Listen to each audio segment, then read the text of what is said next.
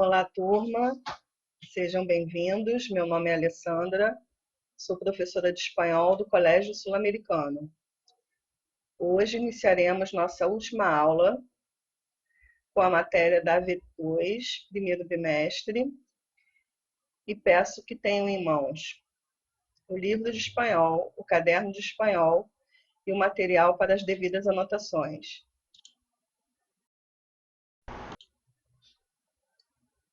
Então, começando a nossa aula de hoje, nós vamos aprender os pronombres demonstrativos. Assim como em português, existem também os pronomes demonstrativos em espanhol. Então, a gente vai começar com a definição deles. Los demonstrativos são palavras que servem para señalar seres ou objetos e expressam a distância que há entre eles e el hablante. Então, a gente usa o demonstrativo da mesma forma que a gente usa em português, para marcar, para assinalar, para pontuar a distância entre seres ou objetos. E o pronome demonstrativo que a gente utiliza, ele sempre vai concordar com a distância que ele tem entre o objeto ou ser e o falante, né? Quem está perto, longe ou próximo de um objeto ou de um ser.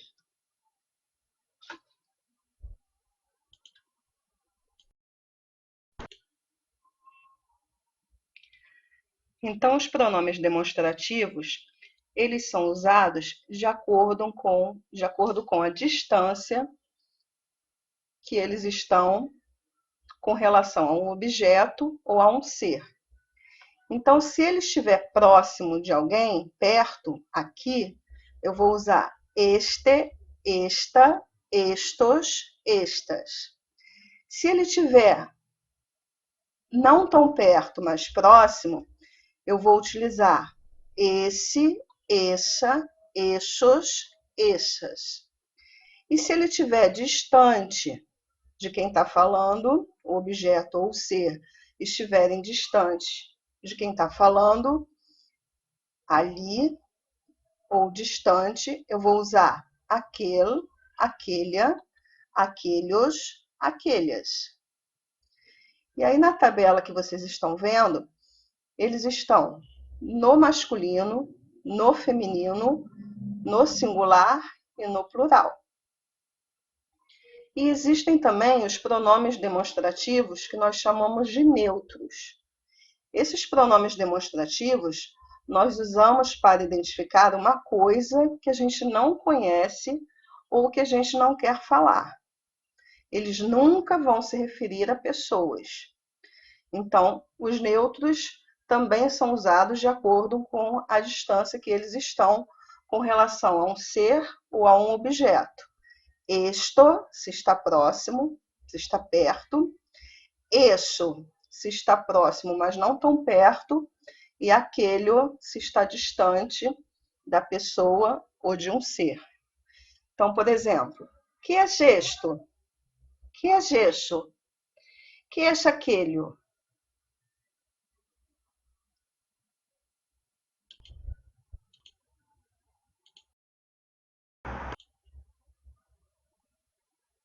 Então, para ilustrar melhor o que nós vimos no slide anterior, a gente vê aí a gravura de um menino e de uma bola.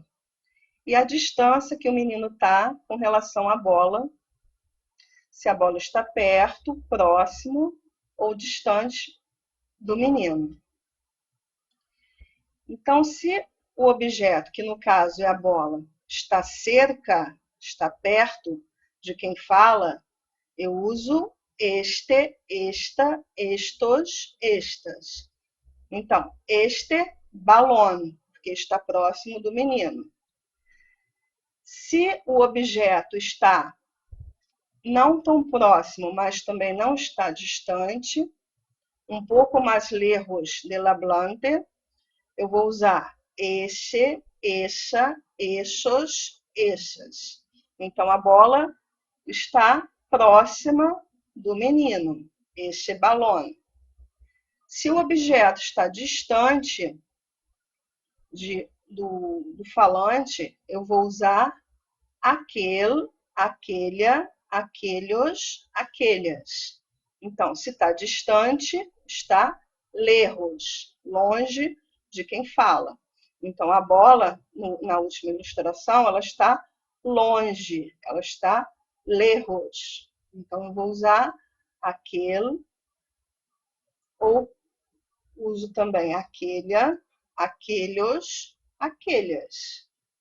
Então, no exemplo da ilustração, aquele balão.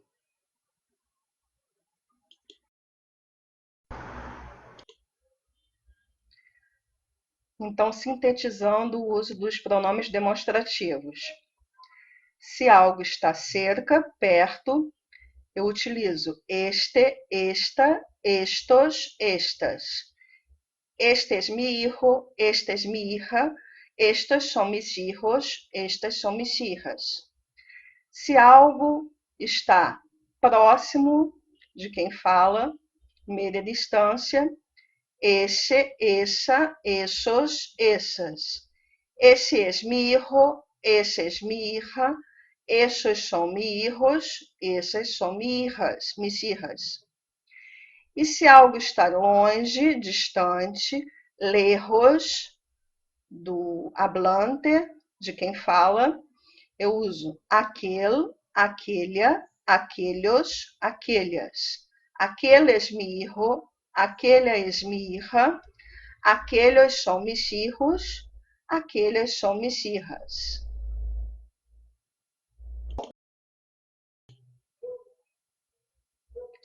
Agora eu peço a vocês que abram o livro de espanhol na página 40. Nós vamos aprender los sonidos vocálicos, o som das vogais nas palavras.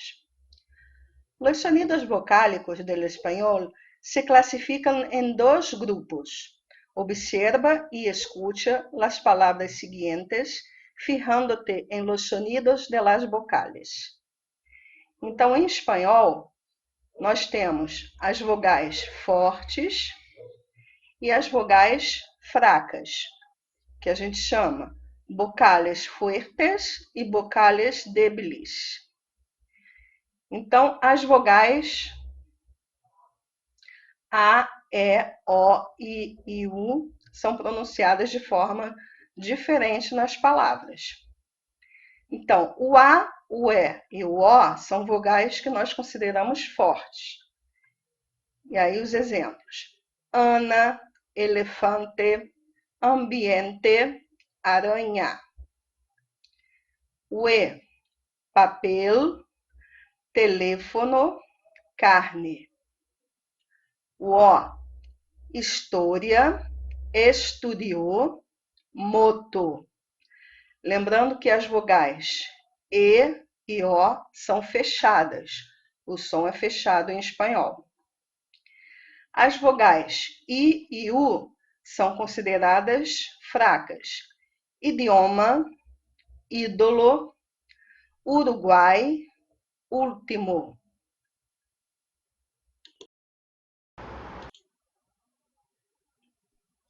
Continuando na página 40, nós temos dois exercícios para serem feitos. Então, número 1. Em parejas, pronuncia com um ou uma, companheiro ou companheira, as palavras seguintes, fijándote en la pronunciación de las vocales. Então, eu vou pronunciar a palavra, vocês repetem.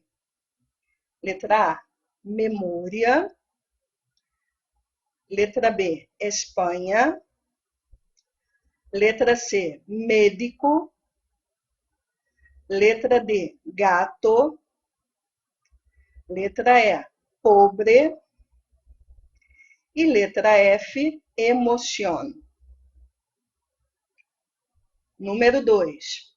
Lee las descripciones sobre el sonido de las vocales en español y escribe la vocal que le corresponde. Letra A. Sempre suena abierta, ou seja, sempre tem o som aberto. É a vogal A. Letra B. Siempre suenan cerradas, incluso quando levam tilde. Então, levando ou não tilde acento, a pronunciação é fechada. E o. Letra C. Diferentemente del português, no suena como U al final de palavras. É a vogal O. Letra D. Suenan como em português. I e U. A pronúncia das vogais I e U é igual ao português. Letra E. No suena como una vocal nasal antes de N, M, N, E, como em português. Letra A. Então, o A, quando vem acompanhado de N, M e N, não tem som de uma vogal nasal. Letra F. Diferentemente del português, no suena como I al final de las palabras. Letra E. Aí a gente viu no exemplo do slide anterior, por exemplo, a palavra carne. Não é carne, é carne. Então, o E não tem som de I quando vem no final das palavras. Tem som de E mesmo.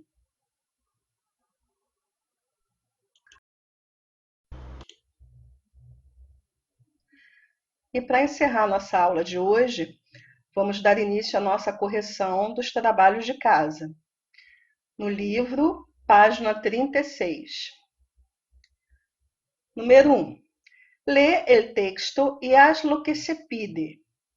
Então, primeiro eu vou ler o texto, para depois a gente responder as perguntas A, B e C.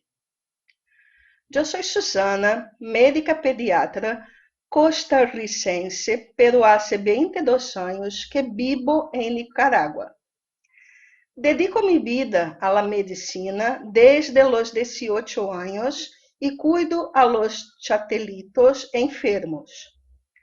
Aprendo mucho porque mi profesión exige estudio constante. Leo muchos libros y voy a congresos médicos todos los años, pero soy muy feliz por ayudar a los peques y a sus papás. Letra A. Subraya todos los verbos regulares em presente de indicativo.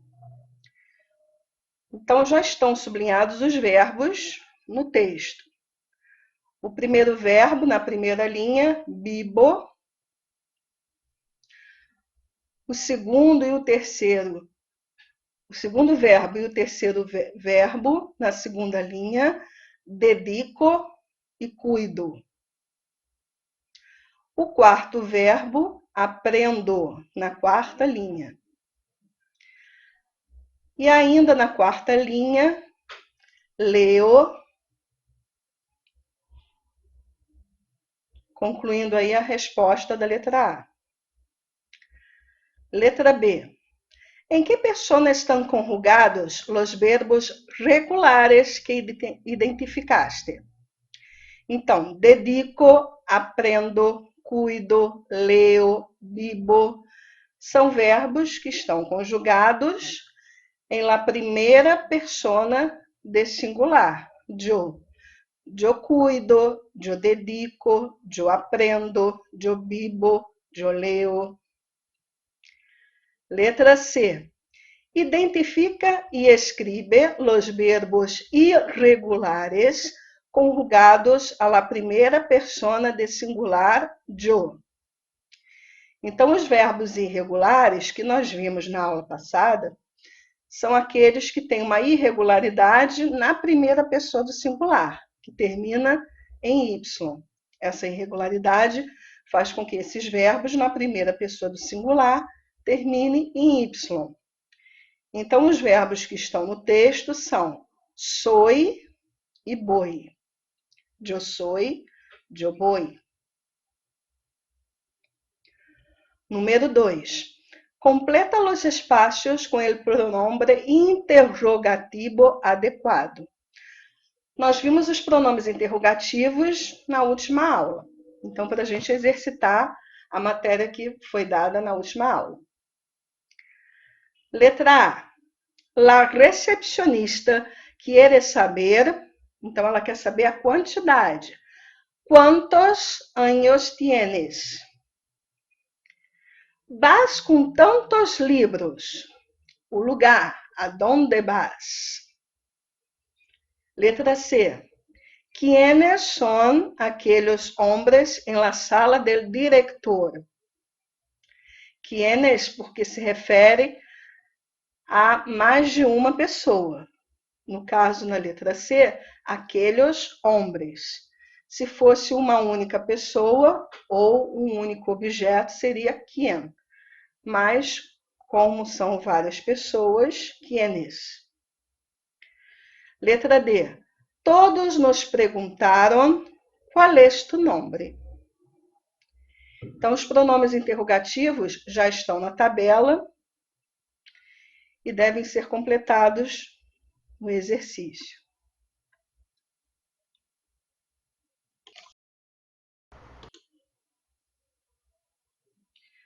Finalizando a correção das atividades de casa, no livro, na página 39, nós temos um vocabulário que fala de profissões.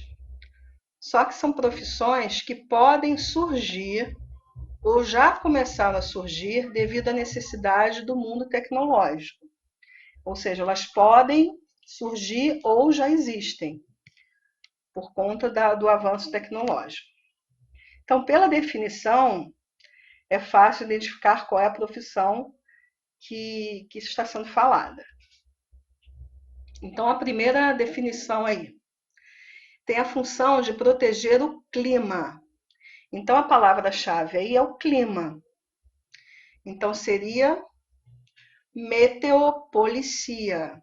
Meteo, porque vem de meteorologia. Na segunda, será capaz de construir pequenas proporções de órgãos. Então, seria letra C, engenheiro de órgãos. A terceira definição, vai conduzir drones para entregar paquetes para grandes empresas. Então, você vai dirigir drones, letra G, condutor de drones. A próxima, profissional de la salud capaz de utilizar técnicas menos invasivas. Então, é um profissional da saúde. Então, seria a letra A, nanomédica. A próxima definição. Esse profissional poderá cambiar o ADN de plantas, animais e seres humanos. Então, letra F, biohacker. Próxima definição. Como as cidades tendrão uma superpoblação, esse profissional será responsável por cultivar huertas em las fachadas de los edifícios. Então, devido ao aumento da população, esse profissional ele poderá ser responsável por cultivar hortas nas fachadas dos edifícios. Letra D, agricultor vertical.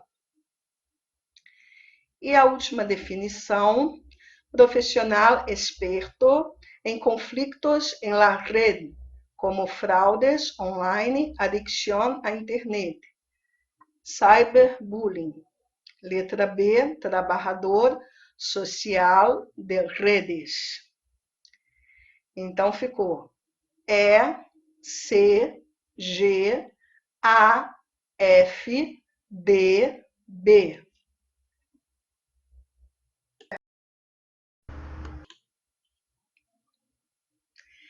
E aí, pelas definições, fica fácil, pelas ilustrações que vocês estão vendo no slide, identificar cada profissional. Então, primeiro, letra G, condutor de drones. O segundo desenho, Letra A, nanomédica. O terceiro, letra E, meteopolicia. Embaixo, o quarto desenho, letra B, trabalhador social de redes. O quinto, letra F, biohacker. O sexto, letra C, engenheiro de órgãos. E a última ilustração, letra D, agricultor vertical. Então ficou G, A, E, B, F, C, D. Espero ter contribuído para o aprendizado de vocês. Fiquem bem, fiquem com Deus, mantenham os seus estudos em dia.